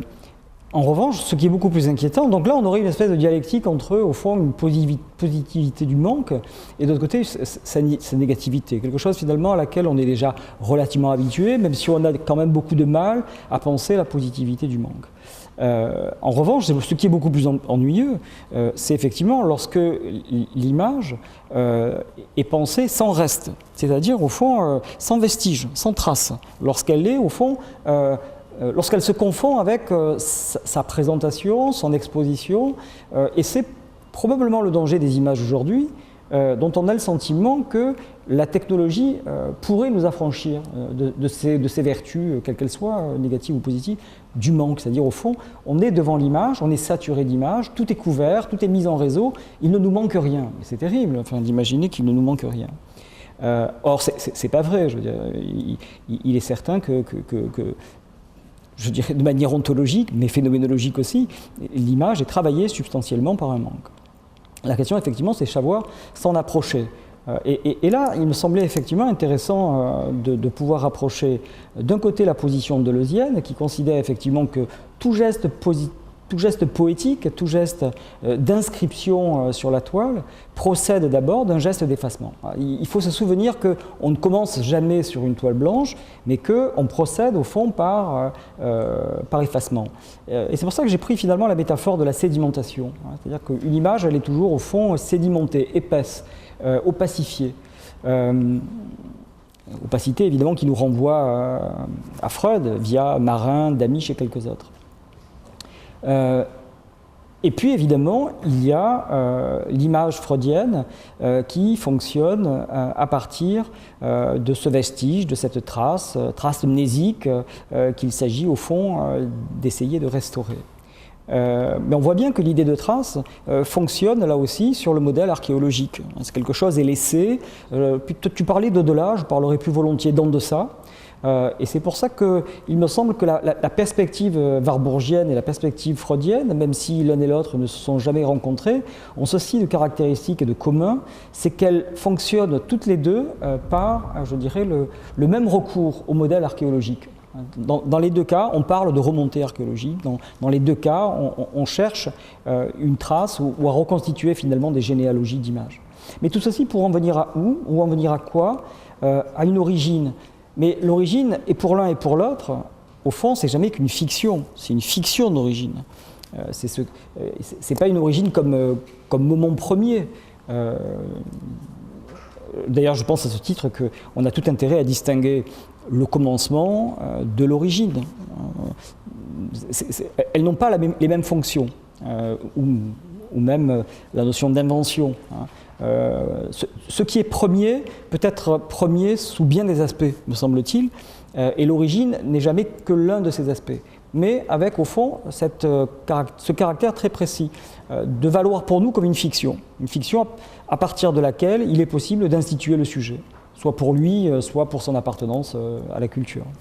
Est-ce qu'on ne doit pas considérer ce film comme une sorte de palimpseste, en fait, du thème d'Orphée, du paganisme, caché derrière le thème chrétien du martyre de Saint-Sébastien, qui pour moi est le thème premier mis en évidence par Mankiewicz. Le film est travaillé au fond par une question nietzschéenne, c'est-à-dire au fond une opposition, une balance entre deux polarités, une polarité apollinienne et une polarité dionysiaque. On a quelqu'un qui au fond est produit sur la scène rêvée de la mer dans les habits orphiques, mais de la vie apollinienne. Et c'est pour ça effectivement que dans son studio on a le tableau. Je rappelle en effet que vous parliez de palimpseste, la figure de Saint-Sébastien, c'est au fond une réactualisation de la figure d'Apollon dans la culture chrétienne. Il en reprend les atouts, il en rejoue les vertus. Et de l'autre côté, effectivement, cette vie orphique est un échec parce qu'on découvre petit à petit finalement qu'elle est habitée par son contraire. C'est-à-dire qu'il y a une puissance du négatif qui... Et le film, c'est au fond ce jeu dialectique. Je pense qu'on pourrait réécrire, et un philosophe le ferait sans doute bien mieux que moi, on pourrait réécrire, refaire l'étude de ce film à partir de ce jeu dialectique entre une polarité apollinienne affirmée par le personnage et une polarité dionysiaque qui lui est opposée comme sa contradiction vivante. Donc je ne crois pas qu'il y ait de prévalence de l'un sur l'autre, il faut penser l'un avec l'autre. Alors, j'ai mis l'accent dans cette communication sur Dionysos, parce que je me suis simplement consacré à une formule de pathos, m'a beaucoup intrigué, si vous voulez, cette main qui sortait de la mêlée. Et effectivement, quand on comprend qu'elle est à la fois une invention de Mankiewicz, mais telle qu'elle ressortit à une généalogie d'images avec laquelle, évidemment, elle entretient des relations particulières, j'ai voulu en savoir plus sur ce que nous disait cette main et cette figure de pathos. Mais bien évidemment, si on avait un peu plus de temps, si on pouvait ajouter 1 heure à cette communication, on pourrait développer, à partir du Saint-Sébastien, on pourrait développer le rôle de cette polarité apollinienne et les échanges qui se font entre Apollon et Saint-Sébastien. Bien évidemment, c'est quelque chose qu'il faudrait et qu'il faut lorsqu'on veut parler de ce film, bien sûr développer. Je suis d'accord avec vous, hein, bien sûr. En fait, je voulais revenir un instant sur cette tension entre Freud et Deleuze, qui m'intéresse beaucoup. Et pour le faire, je reviens sur les films.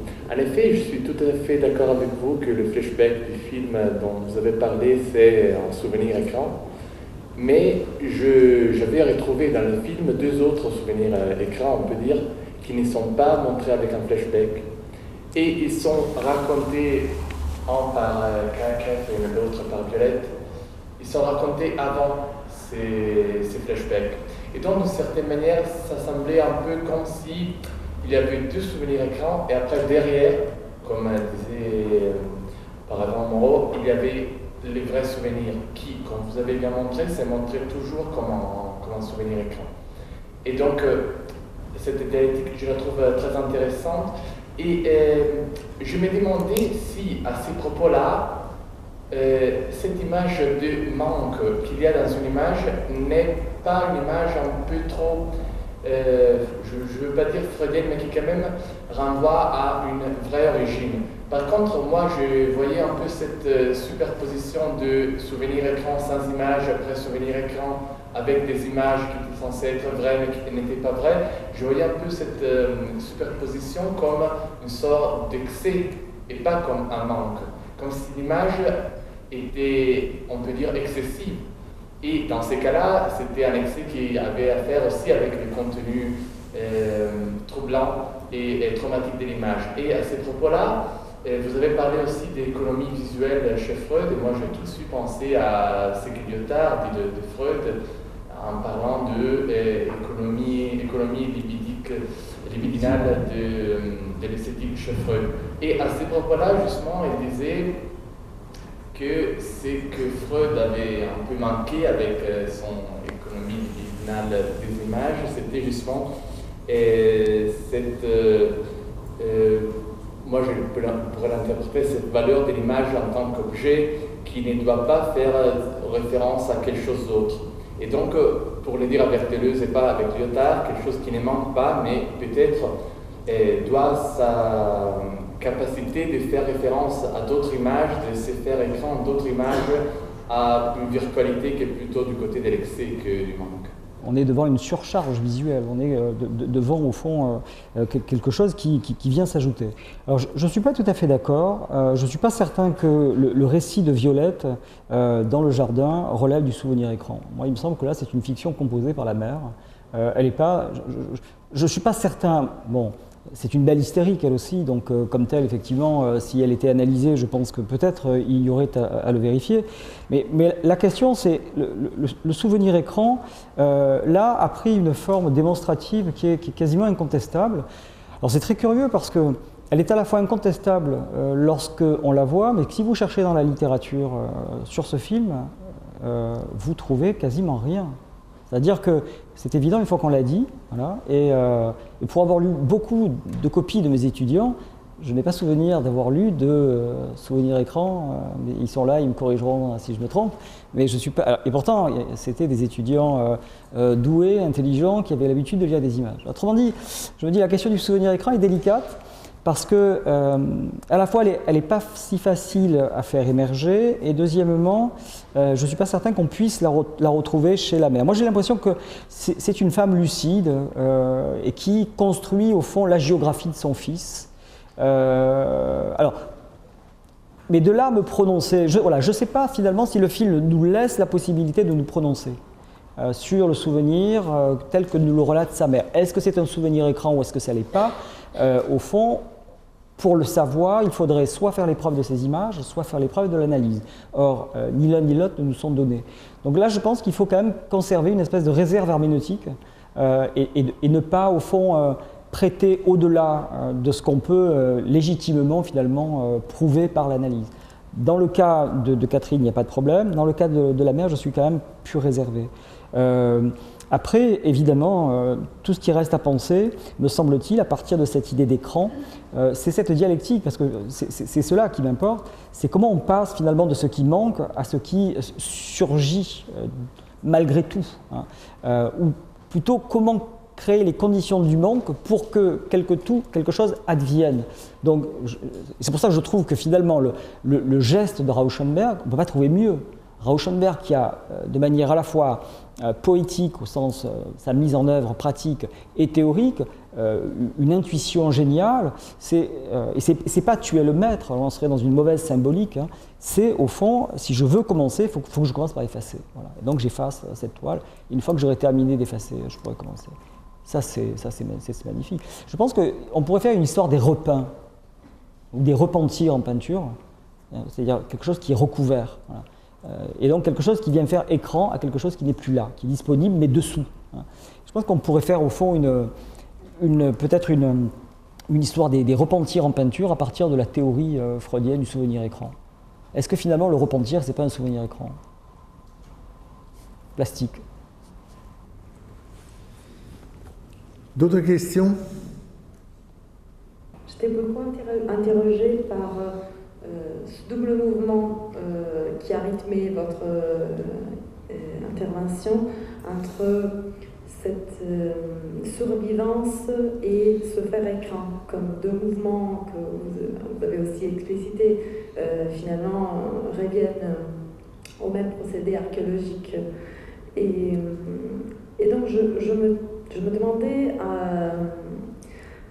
comment est-ce que ce double mouvement s'actualise d'une façon dans le dispositif de l'écran cinématographique en tant que tel. Donc est-ce qu'il y a... je me réfère surtout à la scène de flashback de Catherine, où finalement ce que nous voyons est donc dans cette double exposition de la séquence. Je me demande toujours d'ailleurs comment ils ont en effet filmé ça, si c'était vraiment une double exposition à niveau technique. Mais je me dis, est-ce que ce procédé de surimpression, de double, d'un faire écran de l'image sur elle-même, appartient finalement au dispositif cinématographique en tant que tel?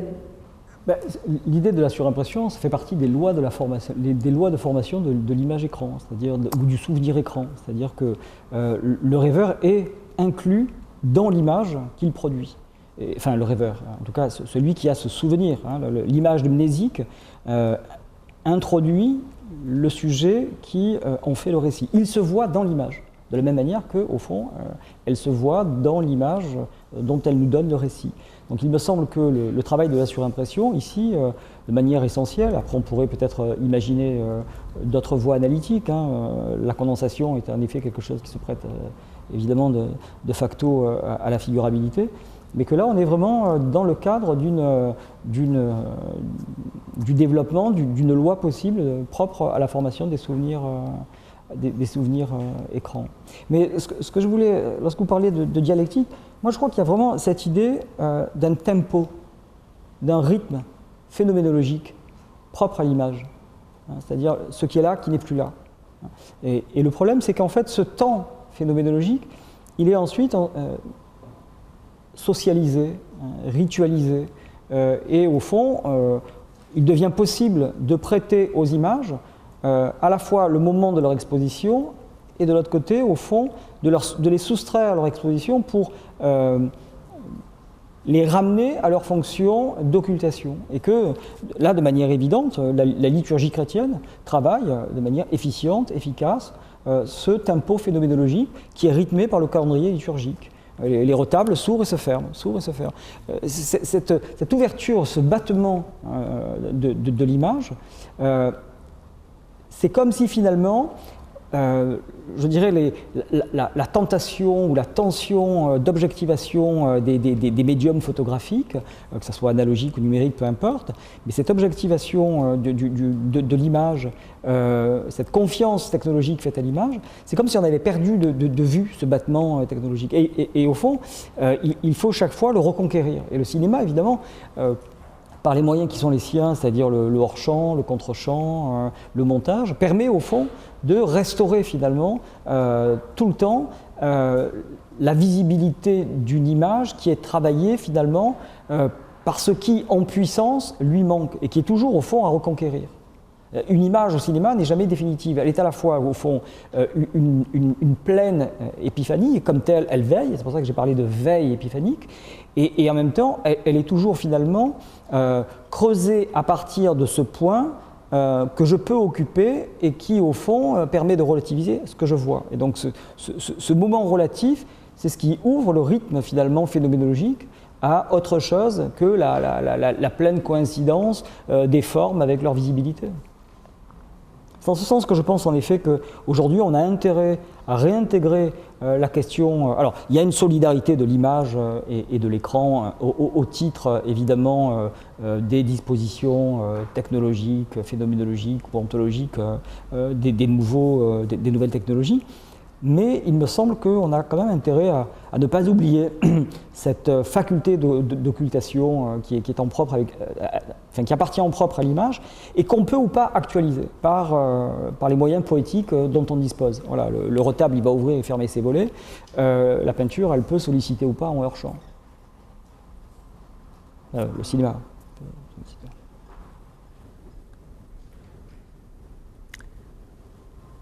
Encore des questions ?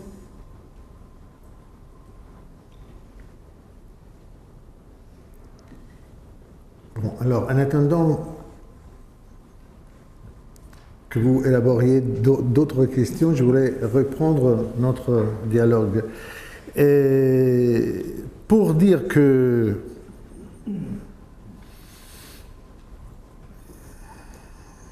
je ne suis pas sûr, en effet, que l'écran d'aujourd'hui, devenu un display, c'est quelque chose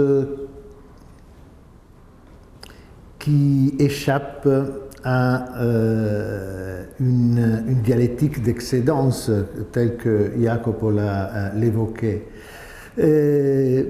Mais il échappe peut-être à la question d'un primat de quelque chose sur quelque chose d'autre. Qu'il y a par contre encore, à mon avis, chez Freud. Je m'explique un moment avec le souvenir d'enfance de Léonard de Vinci. Alors, il y a un moment où Freud dit « ça c'est pas un souvenir d'enfance, hein? Ça c'est une fantaisie successive qui est rétrojetée. » Et donc là, il semble dire il n'y a pas un originaire. Mais dans le même essai, et c'est ça l'oscillation de laquelle je parlais auparavant, il finit par dire il faut retrouver la trace mnésique originaire. Et qui est un peu le résidu positiviste de Freud. Et donc, l'idée qu'il y a quand même quelque chose qui est primum, hein, qui est premier, et qu'il faut retrouver en tant que tel, parce que la vérité, c'est là. C'est dans le premier. Par contre, si je regarde les images du 11 septembre 2001, et vous comprenez pourquoi je fais ce genre d'exemple, et si je me dis ça semble un film, hein, mais en même temps je peux me dire c'est un film, ça semble un film mais c'est réel, hein. J'inaugure une sorte de ce que Merleau-Ponty aurait appelé une précession réciproque, hein, de l'imaginaire et du réel, hein, qui, pour le dire avec Deleuze, court l'un derrière l'autre, hein, sans jamais s'arrêter. Et là, il n'y a pas de primat, ni de l'un ni de l'autre. sans que tout soit forcément affiché, même si le mot display dit ça. Mais il y a cette précession réciproque qui renvoie à une notion d'excédent. Qu'est-ce que tu en penses? Deux choses. La première, c'est qu'en fait, pour Freud, les choses sont assez simples. Il est extrêmement cohérent à propos du souvenir d'enfance. La trace qu'il cherche, il la trouve. Elle est dans le tableau. Elle est dans le tableau. C'est dans l'Anna Meterza, c'est-à-dire, vous en souvenez, la Vierge Sainte Anne et le petit Jésus qui est en train de toucher la tête de l'agneau, c'est-à-dire au fond de l'agneau pascal, c'est-à-dire le symbole de sa passion annoncée. Il voit dans les plis et dans le manteau de la robe de la Vierge, il voit le vautour. Donc, en fait, je veux dire, la trace mnésique, il la trouve. Et il a confirmation, je dirais, de son analyse et de sa théorie. De ce point de vue-là, effectivement, alors, il se trompe, c'est pas un vautour, c'est un Milan, il lui a suffisamment fait le reproche.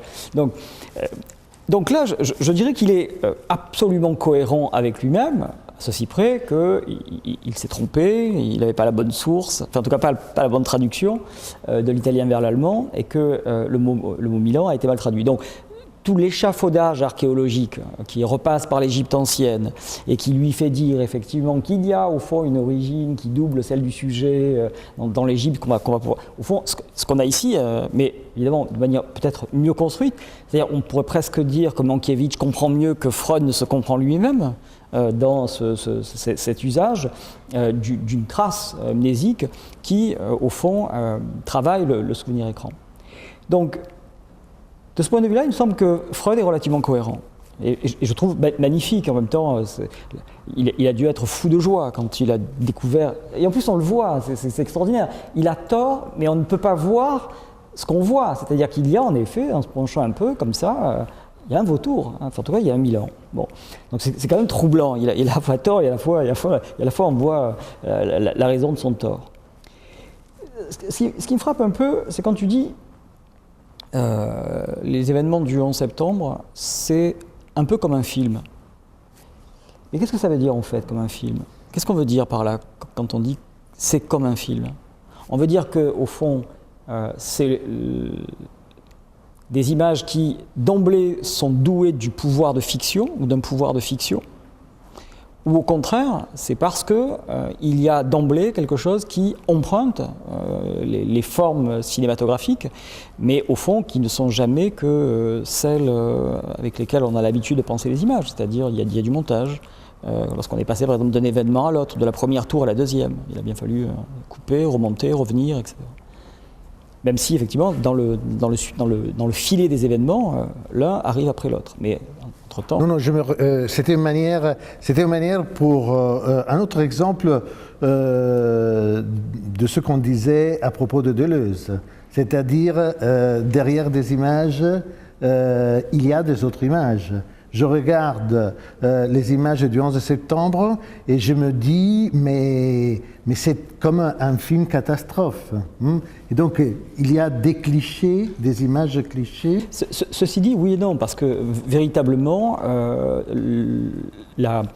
cette catastrophe, et tu as raison d'employer le mot, va produire un geste, l'homme qui tombe. L'homme qui tombe, bon, évidemment, on peut toujours penser à la chute d'Icare, hein, il y a toujours le moyen de revenir, mais là, il y a un geste absolument inouï hein, de ces gens qui tombent. Et que le cinéma, évidemment, va instruire à nouveau Freud. De la même manière que l'assassinat de John Fitzgerald Kennedy, Jean-Baptiste Toré a fait un très bel essai là-dessus, a produit, au fond, sur ce geste-là, hein, c'est-à-dire d'une tête qui explose dans une voiture, a produit toute une généalogie d'images. Et voilà, donc le cinéma sait produire par moments des gestes qui sont premiers. Et donc là, il me semble que c'est les deux. Tu vois. Là, on est dans le cas d'une généalogie, je dirais, rétrograde, c'est-à-dire qui puise dans une origine. Là, il me semble qu'on a un départ de fiction sur un geste qui sera toujours possible de raccorder, mais il y a quelque chose d'absolument original, c'est-à-dire d'inouï, d'invu, quelque chose qui précisément, peut-être là, va permettre de construire une généalogie du geste. Et d'ailleurs, on les a vus retomber. On a vu ces figures-là dans le cinéma industriel. Shyamalan a fait tomber. Bon, il y en a plein. Les artistes contemporains se sont saisis de ces images-là. Enfin, tu l'as mis en première de couverture de ton essai. C'est une image qui prolifère aujourd'hui. C'est une image qui prolifère. Ça signifie bien effectivement qu'elle marque une origine. L'humanité invente un geste de catastrophe. Enfin, c'est un peu comme ça. J'ai pas eu l'occasion de beaucoup réfléchir au rapport geste et 2001, mais... Merci beaucoup. Vous avez d'autres questions? Oui. Par rapport à ce que vous disiez sur la résurgence du mythe d'Orphée, sur le fait qu'au même moment où ce film est sorti, il y a eu toutes les autres preuves qui soient sorties. Je voulais savoir pourquoi à cette période-là, il y a eu justement ce mythe qui est ressorti. C'est une question que je me suis posée, c'est une question à laquelle je n'ai pas encore eu le temps de véritablement répondre. Donc voilà, j'ai des esquisses, des intuitions, mais rien encore de... Voilà, je travaille. C'est ça la recherche. Encore des questions? Oui. Si je reprends la cohérence même de votre proposition, l'ensemble de ce que l'on voit est un souvenir écran, un récit écran, et on comprend bien le détour par Orphée, ce que ça dissimule et ce que ça révèle. Mais j'avoue, pas bien saisir le détour par les figures pasoliniennes du prolétariat, quand Mankiewicz rejouerait en 1959 dans son cinéma, quel impact politique, qu'est-ce que vous y jouez, excepté la remarque. C'est intéressant que vous avez dénoncé le cannibalisme comme fondement, point nodal de construction sociale. Mais ici, précisément, qu'est-ce que vous voyez dans justement cette figure politique-là du peuple qui rejoue quelque chose? C'est peut-être la partie la moins développée, mais parce que c'était pas au départ mon point d'entrée dans le film. Le point d'entrée, c'est Warburg, c'est une formule de pathos, c'est donc la mort d'Orphée, mais à partir de son iconographie. Donc ça, c'est effectivement... sauf qu'en y travaillant, je me suis rendu compte que... j'ai retrouvé la formule d'Abby Warburg, mais c'est revécu intensément. C'est-à-dire que ce n'est pas, au fond, une copie de l'antique. On n'est pas dans une distance, il n'y a pas un écran entre l'iconographie. Ce n'est pas un geste érudit, ce n'est pas une pose, il n'y a pas de l'affectation dans cette manière de mettre en scène. C'est même pas une solution poétique qui, au fond, emprunterait l'élégance du geste antique pour rejouer quelque chose qui, nécessairement en 1959, n'est littéralement pas présentable sur un écran de cinéma. Je pense que... donc c'est la question que je me suis posée. Mankiewicz est visiblement trop intelligent pour ça. Et d'un autre côté, on ne peut pas penser, lorsqu'on voit évidemment ces enfants mendier refuser l'argent l'argent qui les a achetés jusqu'à présent, l'argent qu'ils ont refusé, on ne peut pas ne pas voir quelque chose qui, au fond, procède d'un refus d'un rapport d'exploitation. Ça me paraît, c'est une métaphore qui me paraît, au fond, difficilement réfutable. Et cela d'autant même qu'elle est dans la pièce de Tennessee Williams, qu'elle est revendiquée par Tennessee Williams lui-même, et Mankiewicz, au fond, était très proche de Tennessee Williams. Donc il y a ce premier point, c'est-à-dire visiblement ce peuple n'est pas un peuple indifférent, c'est pas un peuple érotique, c'est pas simplement les victimes de Sébastien. Ce peuple-là, visiblement, au moment où précisément il se reforme comme cortège, là on est dans une transfiguration. Alors elle peut être au fond mythologique, c'est une manière de faire revivre Orphée et sa mort. Pour ça il faut un cortège, et pour ça il faut des bacchantes et des bacchantes. Là c'est des bacchantes seulement. Mais pas seulement. Pourquoi? Parce que je me suis souvenu, évidemment, les films de Mankiewicz, le film quasiment contemporain, le premier film de Mélie, qui tourne au début des années 60, et je me suis souvenu de l'ouverture de Mamaro. J'en parlais tout à l'heure avec Baoro. L'ouverture de Mamaro. Il y a un échange entre Anya Mania et le souteneur. Donc c'est le moment du banquet et on se met à chanter et en même temps à s'insulter réciproquement. Il y a une espèce de jeu rhétorique extrêmement violent, extrêmement agressif entre les personnages. Et on a beaucoup dit que cette ouverture, au fond, empruntait au motif, à la composition d'une scène pascale, un dernier repos. Sauf qu'en fouillant bien, on se rend compte que finalement, dans cet échange, il y a bien autre chose. Il y a un motif beaucoup plus ancien, c'est ce qu'on appelle le chant amébé, qui est d'abord une tradition paysanne de bergers qui échangeaient dans des joutes qui étaient organisées des vers et ils s'opposaient, ils se lançaient des défis, ils se défiaient.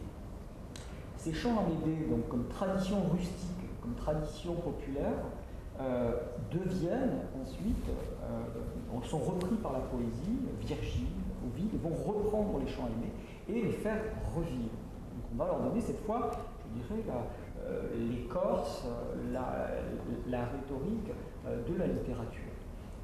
Et Pasolini reprend ces chants amébés, mais précisément, au fond, il les décortique. Il lève, au fond, l'écorce littéraire. Et on a là une espèce de contact entre une espèce de fulgurance romaine et, de l'autre côté, un archaïsme italien. C'est dans ce contact que se fait une étincelle politique. Parce que Pasolini a beaucoup insisté là-dessus. Je l'ai retrouvé ensuite dans les commentaires de Didier Huberman. C'est cette idée, au fond, qu'il n'y a pas d'autre, finalement, moyen politique que de récupérer ce qui nous appartient. C'est-à-dire, au fond, la culture a été finalement capturée dans un écrin aristocratique, bourgeois, etc. Et, au fond, le peuple en a été dépossédé. La culture n'est pas populaire à ce moment-là. Donc, cette réappropriation du mythe d'Orphée par les enfants, c'est une manière, au fond, de se réapproprier cette puissance archaïque. Et il me semble que là, il y a, au fond... Alors, et quand on attache, d'un côté, cette réappropriation de cette puissance archaïque, l'arché, c'est ça, c'est le commencement, mais c'est aussi, Derrida l'a longuement expliqué, le commandement.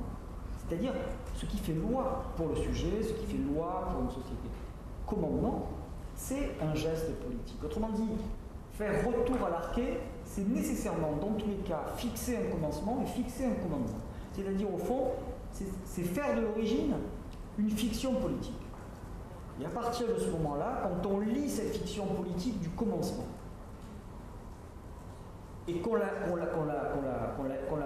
mêle finalement qu'on la condense à son actualité marxiste, c'est-à-dire au fond ce geste de révolte contre l'oppression, l'exploitation dont ils sont victimes, il me semble que là, il y a un montage politique évident, et que c'est peut-être même si je n'y ai consacré que la fin et encore un courant de mon intervention, j'étais pressé de vous libérer, même si, voilà, il me semble que là, il y a peut-être la plus grande originalité. En tout cas, on ne peut pas séparer l'originalité politique de la survivance orphique d'un mythe, auquel, bien sûr, il faut ajouter, j'ai trop peu insisté, le pôle dionysiaque qui nous ramène en terre, et tu me faisais remarquer, en terre nietzschéenne.